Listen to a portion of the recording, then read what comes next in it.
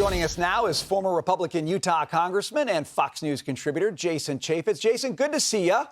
Kamala Harris is at the top of the list, obviously, to replace the president. But do you think Democrats believe with her leading the ticket, they can win? They may be delusional in thinking that. I think what they're coming to a realization is they didn't deal with this problem a couple of years ago, because the onset of this decline in Joe Biden is not a new phenomenon. That didn't happen last Thursday. This has been brewing for some time now, and anybody with any sort of sense and eyeballs should have seen it. Shame on the national media for not properly covering this story, so it isn't a shock and awe to somebody who hasn't been watching Fox Business or Fox News. But Kamala Harris, what has she done? I mean, she hasn't done anything. She was given 2 big portfolio items. She accomplished none of them. Artificial intelligence, she's supposed to be our guru on that. She's supposed to be the czar on immigration. That got worse under her watch. So I don't think there's much of anybody who thinks that Kamala Harris is going to lead them to the promised land. Jason, I want to talk to you about the Supreme Court ruling on presidential immunity that we got earlier this week. It's not only delaying the Jack Smith January 6th case, but also the hush money case in New York. The sentencing has been delayed till September. Trump's team is trying to get this case completely thrown out. The prosecution is going to have to respond to that. But now the timing gets a little bit more dicey if Trump doesn't necessarily win. What are your thoughts on that?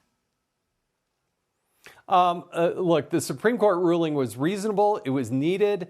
When acting in an official capacity, of course, a president. It's not just about Donald Trump, any president, a Democratic president, Republican, if they're acting in their official duties, they have immunity. If they're acting outside of that, then they don't. It's pretty simple. The freak out by the left and the Democrats is just palpable. And by the way, the Chevron deference ruling is probably more devastating to the swamp and the administrative state than just about anything else that went through. I think the markets reacted very favorably to that, that they won't get these onerous rules just flying at them out of nowhere.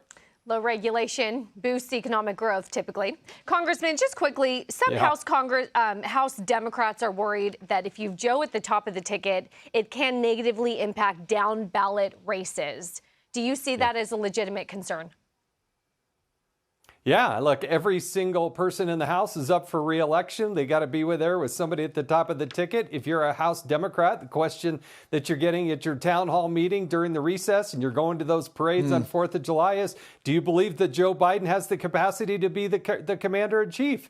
And are you supportive of him taking another 4 years? They can't duck that question. They got to answer it. And 1/3 of the Senate, people like John Tester, who should have been out of the Senate a long time ago. I mean, he's upside down. He's now trailing in the polls. People in Montana, they get this. They'll make the right decision. Congressman, do you miss walking in those 4th of July parades? I actually dug it. I really did like it. You go out and meet people. There's nothing more American than going out in those parades and throwing taffy at people and having people shoot water guns back at you. Yes. It's about as American as it gets. Amen. And throwing the taffy. I'm glad you threw candy. That's a really important part of the parade. Jason, good to see you, sir. Thanks for being with us.